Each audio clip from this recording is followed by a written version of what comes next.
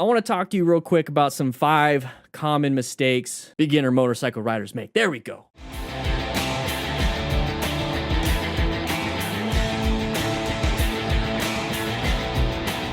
A lot of people make a lot of mistakes, okay? There's beginner mistakes. There's people that have been riding for a very long time and feel like they don't make mistakes. And they feel like that nothing has happened to them. Therefore, there has been no mistakes made. Okay, so that's going to be mistake number 1.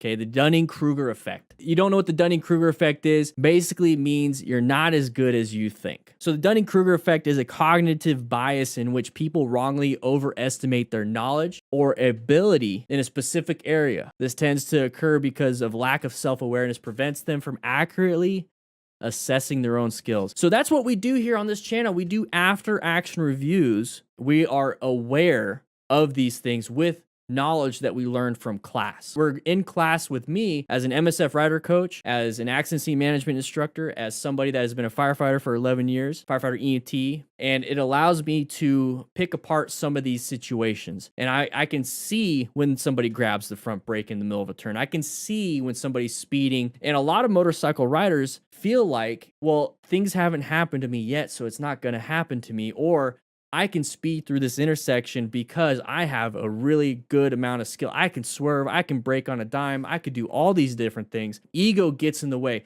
and ego can actually be good. And that's what I want you guys to understand. The moment it becomes bad is when you go into pride. So I am better than you. I am better than this. I am better and better and better. You might be better than me at a bunch of things, but I'm also better than you at a bunch of things. I have confidence in my skills. And I have confidence that I don't have enough skill in a certain area. Therefore, it's a weakness. Therefore, I will practice it. So that is a huge common mistake beginner motorcycle riders make because they pass a class and they feel like since I passed the class, I am good. So how do we fix that? You go out to a parking lot. You go out and practice. You practice your straight line weaves. You practice your offset weaves. You practice your figure eights. You practice your U-turns. You practice your swerves and brakes, everything. We have that on the second channel, Motorcycle Training Concepts, to where you can actually go and practice all that. We have all that stuff on there, but this allows you to practice and see where you're at. You're a 10-year rider. Are you riding the same bike you rode 10 years ago? Probably not. Have you practiced with your new bike? Do you know what your new bike can do as in a swerve or figure eights? How close can you do it? Can you do it in 2 parking spaces? Learn how to practice in a parking lot. Do what you need to do. Mistake number 2. This one I see all the time. Not wanting to buy gear. We have a list in the description for the best beginner gear. Revzilla picked it out. They have a bunch of different helmets, a bunch of different things. Check it out. But not wanting to buy gear, and I understand it. I understand it for a beginner. Let's think about it in a beginner's mind. You just bought a bike. You don't have enough money because you're like, I'm just going to buy the bike. Oh man, I didn't know insurance was going to be this expensive. Oh man, I got to pay registration. Is this how much registration costs? Oh my gosh. Gear is usually an afterthought. You can buy an ECE rated helmet for $120, $150. And it's a full face. So it's going to protect your chin. It's going to protect everything. It's going to be highly rated. Don't just get DOT.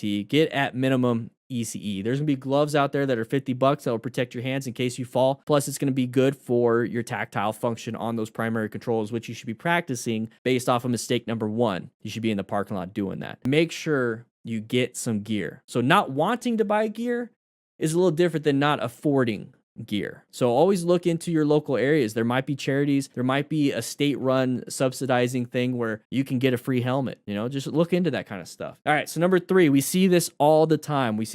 Blaming cars for close calls or even crashes. Guys, the law of gross tonnage, the lug nut rule means something. The lug nut rule, so the more you have, the bigger the tire. The bigger the tire, guess what? It's the bigger the vehicle. Okay, it's as simple as that. Who do you think is going to win when a fire truck hits a car? The fire truck. Who do you think's going to win when a motorcycle hits a car or a car sideswipes a motorcycle? The car is going to win. So blaming cars for close calls, okay, I get it. But do you know why you had that close call? This is where we go back to the Dunning-Kruger and we start being self-aware. Were you paying attention? Were they paying attention? Yeah. Well, they could have also had some issues. There's inattentional blindness where they literally am looking at you. I'm looking at you right now. Yeah, you. I'm looking at you. And the problem is my brain says, don't worry about it. Look at this over here. Look at that over there. So as a car driver, driving a car, I'm looking for everything, but my brain literally blurs things out and says, only focus on the bigger lug nuts. Only focus on the cars. Only focus on that big truck that's coming out. Focus on that pothole because we know what a pothole feels like and it can damage your rim. So focus on those. Never had an issue with motorcyclists because guess what? They're only like 5%, 4 to 6% of roadway users. So the brain shuts it off, inattentional blindness. They're not meaning to do it. The brain does it. So if they're looking at you and they don't see you, probably inattentional blindness. If they're a good person, more than likely they are. Motion-induced blindness, it's kind of the same thing. You're riding, but you're so still that the person looking at you can't judge, doesn't understand where you are in space and time, because you're just so still. One tiny headlight, one small object, and you have all these bigger objects kind of blurring into the background. Motion-induced blindness is very scary. It is something that happens quite a bit. It can happen to you, so be very aware of that. So when they can't tell where you are in space and time, they pull out and you hit them, they're like, man, I thought you were farther than you were. I didn't think you were going to come up that quick. They can't judge speed as well as they can with a car and speed. Okay, motorcycles, they don't know. By getting dual trained as a motorcycle rider and a car driver makes you a better driver all around. Okay. So mistake number 4, the rush to ride with somebody. So either you want to ride with passenger or ride with the group.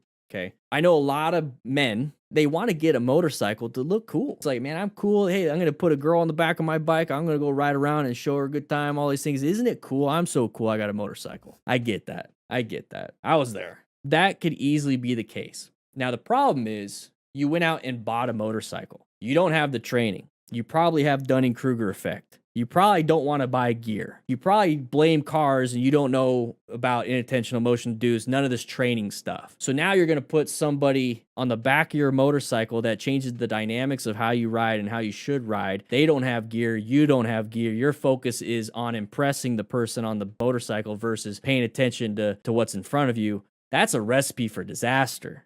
So that right there is a huge mistake, to ride with a passenger for the wrong reasons. Okay, so make sure you have good reasons. Make sure you get geared for your passenger. Make sure you're well trained. Make sure you have a pre-ride meeting before. You let them know when to get on, when to get off, how to lean, don't lean. You do need to know how to do that. And if you ever want to talk to them, if you have 2 helmets and you give one to them, grab yourself a Pack Talk Bold Duo pack. That way you can put it on there. That way you can chitty chat. Okay, links in the description for a discount if you want something from Cardo. Great products. That's what we have here. So when it comes to riding with others, though, now we're talking about some bad juju, possibly pack mentality. We're starting to talk about if they're going to ride fast, I'm going to ride fast with them. I don't want to look like a loser. That could be a huge problem. It could be a huge problem. You're riding outside your ability. So then that next turn that they're taking at 100 miles an hour, which they could handle maybe, and you try to take it at 100 and you can't even handle it at 60, what do you think is going to happen? Go ahead and move on to mistake number 5, the negative peer pressure. Peer pressure in itself is not a bad thing. The negative peer pressure is a bad thing. We're going to go over real quick what both of those are. So the negative peer pressure goes back to that group ride. You're out riding with your friends. You got a bike. They've already had a bike for a couple years. They talked you into it. You finally got it. They told you don't need a class. They told you don't need gear. They told you don't need to worry about it. Go ahead and grab yourself a 1000cc. Get yourself a Ninja, whatever. Get yourself these crazy high. Do it. Bad advice, negative peer pressure based off of what they feel they could handle, Dunning-Kruger, all that stuff, and you go out and do it.